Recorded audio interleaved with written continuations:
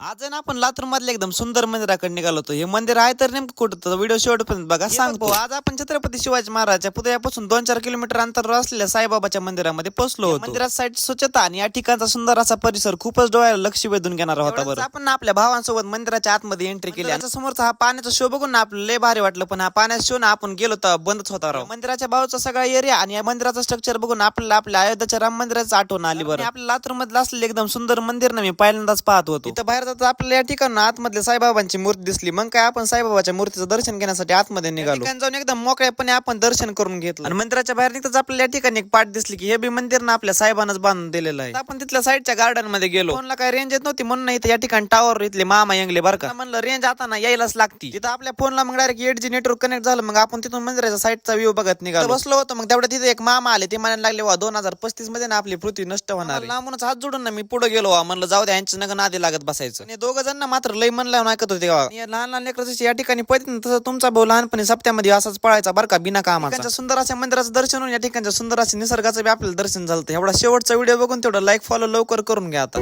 जरिए तुम्हारे दर पे खुदा के मत्था भी हम टेकते हैं.